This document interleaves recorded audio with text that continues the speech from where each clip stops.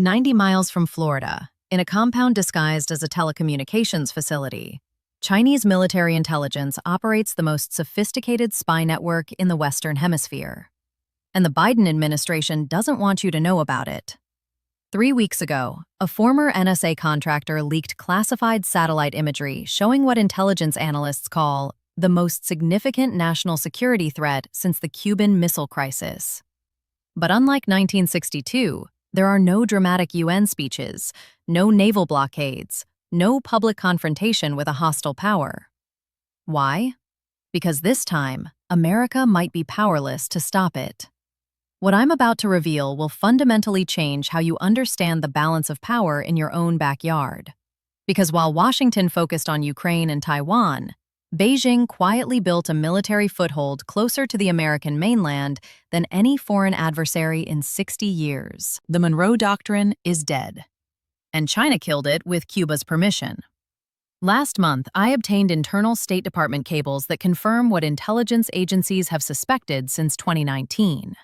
The Bejucal facility, officially described as a joint Cuban-Chinese research station, houses signal intelligence equipment capable of intercepting communications across the southeastern United States. Every phone call in Miami, every military transmission from MacDill Air Force Base, every satellite communication from Kennedy Space Center, all of it flowing through Chinese servers in real time. But that's just the beginning. Because what's happening in Cuba isn't just espionage, it's preparation. The facility spans 4 square miles, employs over 300 Chinese technicians, and operates under diplomatic immunity that prevents American inspection. Officially, it doesn't exist. Unofficially, it represents the most aggressive Chinese intelligence operation ever conducted on American soil. And here's what should terrify every American strategist. Cuba didn't just allow this to happen. They actively facilitated it.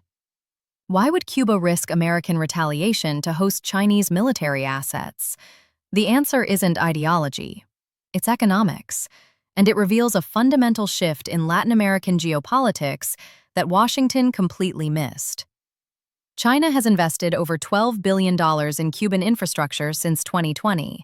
They've modernized Havana's port, upgraded the electrical grid, and provided telecommunications technology that Cuban engineers couldn't access elsewhere due to American sanctions. While America maintained an embargo that pushed Cuba toward poverty, China offered partnership that pulled Cuba toward prosperity. And Cuban leadership drew the obvious conclusion. The United States brings sanctions and lectures about democracy. China brings investment and asks no questions about governance. For a regime struggling to maintain legitimacy amid economic crisis, the choice was obvious. But here's the strategic nightmare keeping Pentagon planners awake. This isn't just about Cuba. It's about a pattern of Chinese expansion throughout Latin America that American policymakers refused to acknowledge until it was too late. Chinese military advisors now operate in Venezuela. Chinese naval vessels dock regularly in Panama. Chinese intelligence facilities exist in Argentina and Chile. Chinese companies control critical infrastructure from Mexico to Brazil. Beijing has systematically built a hemisphere-spanning network of influence, while America assumed geographic proximity guaranteed loyalty. That assumption just cost us the strategic advantage we've held since the Spanish-American War. Let me explain what this means in practice. From the Bejucal facility, Chinese signals intelligence can monitor American military communications across the entire Gulf of Mexico. They can track naval movements from Norfolk to New Orleans.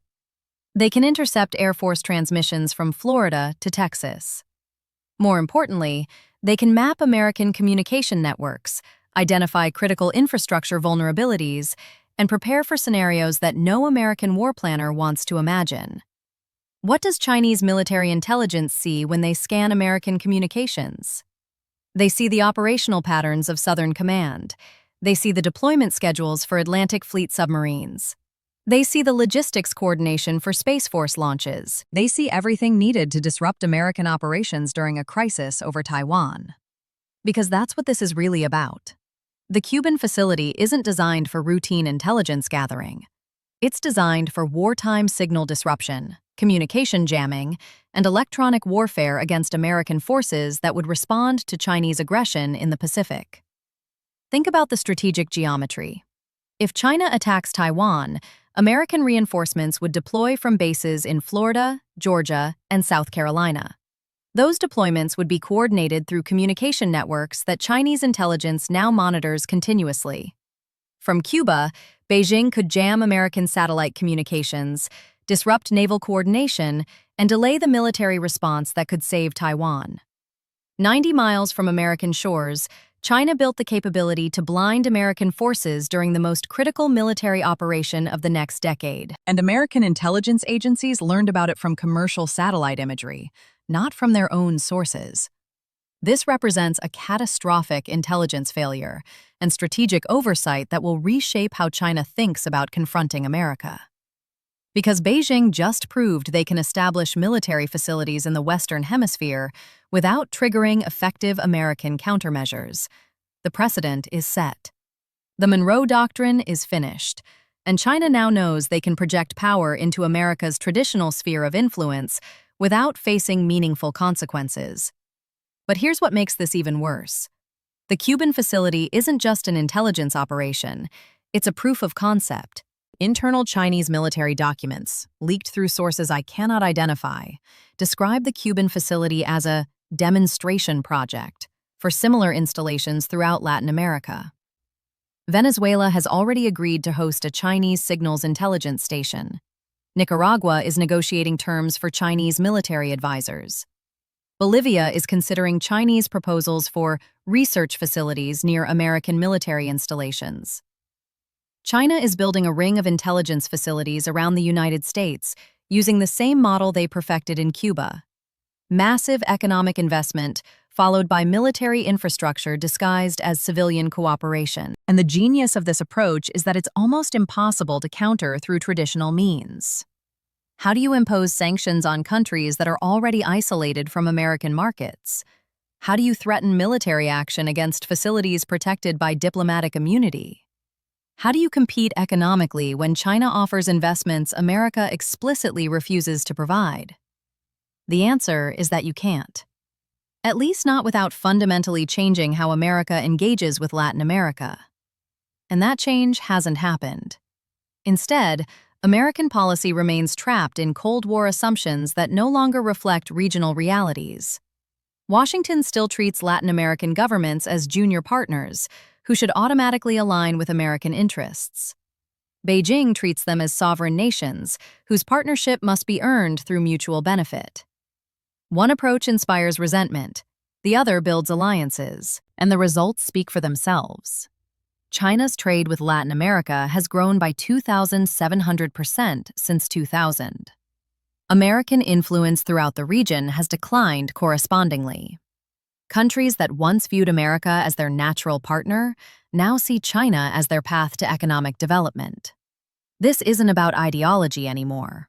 It's about results. And China delivers results, while America delivers conditions. The Cuban intelligence facility represents the culmination of 20 years of Chinese strategy and American neglect. Beijing patiently built economic relationships throughout the region, while Washington assumed geographic proximity would preserve American dominance. That assumption just proved catastrophically wrong. Because proximity without partnership creates vulnerability, not security. And China understood this before America did. Here's the deeper strategic reality that American policymakers struggle to acknowledge. China doesn't need to match American military capabilities to challenge American power. They just need to complicate American operations enough to make victory uncertain and costs unbearable. The Cuban facility accomplishes this perfectly. It doesn't threaten American territory directly. It threatens American operational effectiveness during the crisis that matters most. When American forces deploy to defend Taiwan, they'll operate knowing that Chinese intelligence monitors their communications, tracks their movements, and plans countermeasures in real time. That uncertainty will slow decision-making, complicate coordination, and reduce operational tempo at the moment when speed determines success. China built the ability to turn American geography against American strategy.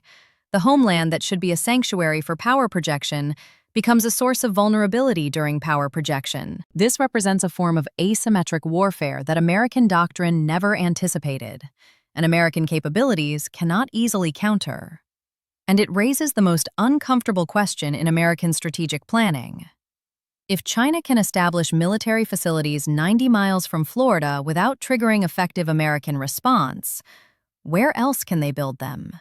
The answer is probably anywhere they choose, as long as they provide enough economic incentives to make partnership attractive and frame military cooperation as civilian research. The model works, the precedent exists, and America just proved it won't or can't stop it. What happens next will determine whether the Western Hemisphere remains American sphere of influence or becomes another theater of Chinese competition.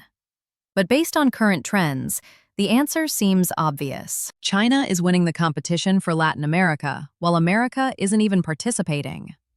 They're building influence while we're maintaining grudges.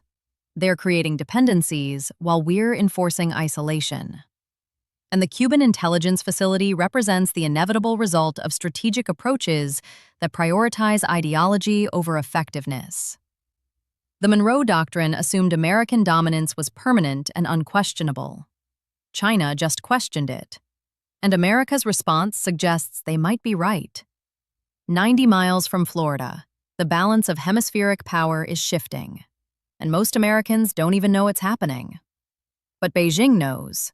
Havana knows, and soon, every government in Latin America will know that China can challenge American power in America's traditional backyard without facing meaningful consequences. The precedent is set. The competition is global. And geography no longer guarantees American advantage. The Chinese military base in Cuba isn't just an intelligence facility.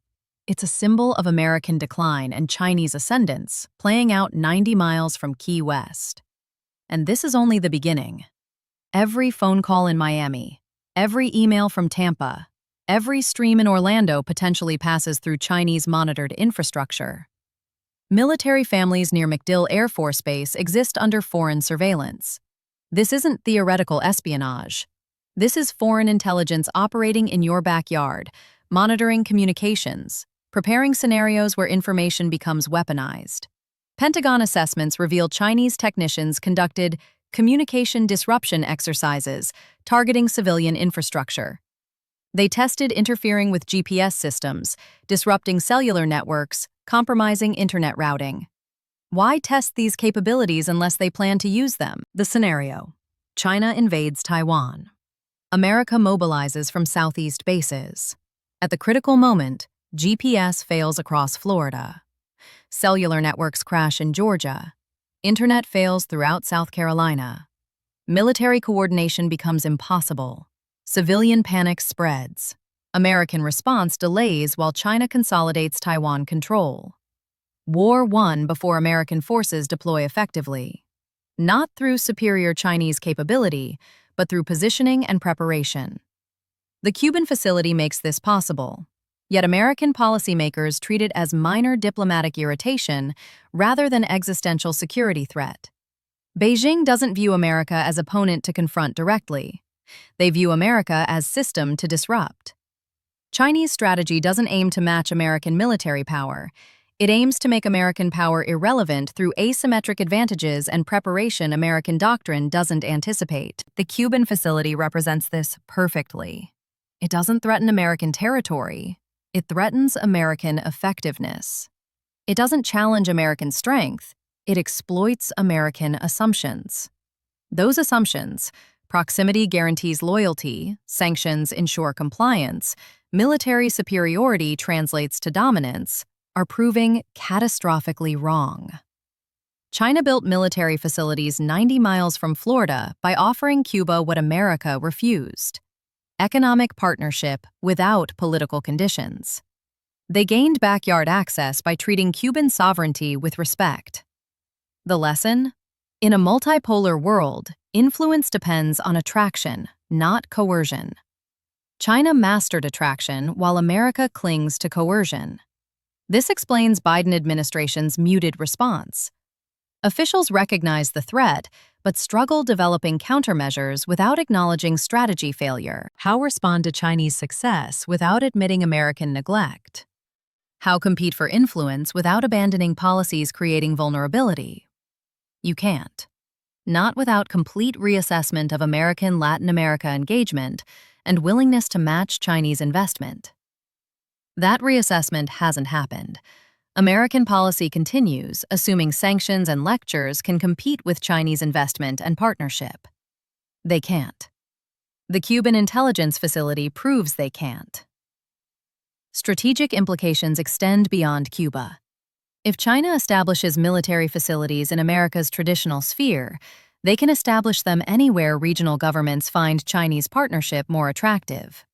America's global base network assumed unchallenged dominance. China demonstrated both assumptions are false. The Chinese military base represents new era where American advantages become Chinese opportunities, and American assumptions become Chinese advantages. The Monroe Doctrine didn't just die in Cuban facility. It was executed by Chinese strategists who understood American weakness better than American leaders understood Chinese strength. The execution was quiet, gradual, wrapped in economic cooperation, so most Americans don't realize it happened. But it did. Evidence sits 90 miles from Florida, monitoring communications and preparing scenarios where monitoring becomes warfare. The hemisphere isn't American anymore. China built the facility that proved it,